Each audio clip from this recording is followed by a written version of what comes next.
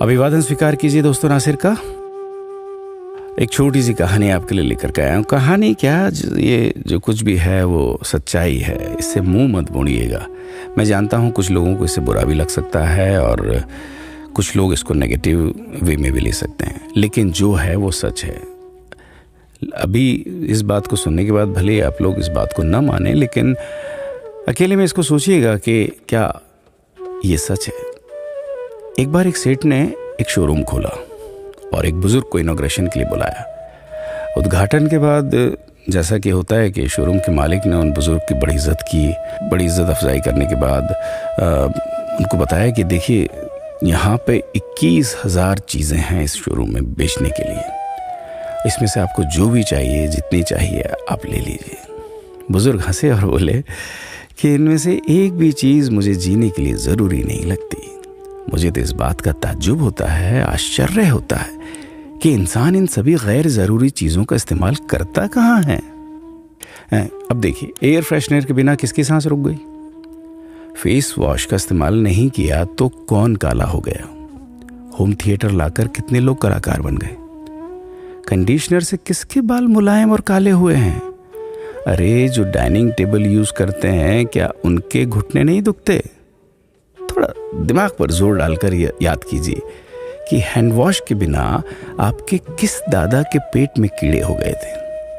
अगर हम डीओ मारकर निकलते हैं तो क्या लोग हमें सूंघने आते हैं? एक्चुअल में तो हम सभी इस प्रकृति को चुनौती दे रहे हैं, वरना बगुला जो होता है वो शैम्पू से नहाता है क्या? मोर अपने रंगों को संवारने या बचाने के लिए कौन सा कंडीशनर या फेस वॉश इस्तेमाल करता है? कभी किसी बिल्ली को मोतियाबिंद होता देखा है? किसी खरगोश के बाल कभी गिरते हुए या सफ़ेद होते हुए देखे हैं? इनहेलर या बाम के बिना भी कुत्ते के सूंघने की क्षमता उतनी ही तेज है।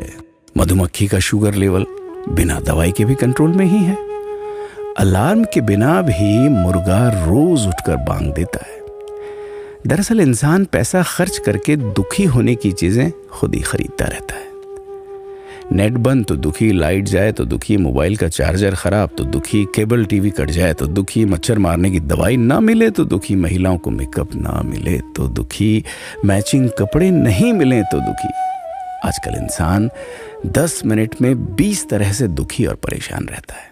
बाकी तो गुड़ की रोटी या प्याज रोटी खाकर, हाथों का तकिया बनाकर पीपल के नीचे जो आराम से सो जाता है, उसे दुखी करने के लिए तो फरिश्तों को नीचे आना पड़ता है। ये सब देखा देखी का खेल है।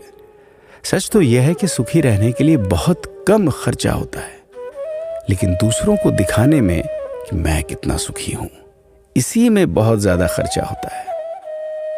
जैसे जैसे सुविधाएं बढ़ रही हैं, दुखी होने के रास्ते भी खुलते जा रहे हैं। अगर आपको ये सब सच लगता है तो लोगों को जागृत कीजिए और फिजूल खर्च से बचाइए। दोस्तों, खुद सुखी होने के लिए खर्च कीजिए, दूसरों को दिखाने के लिए नहीं। हाँ, लेकिन अपना ख्याल रखिएगा।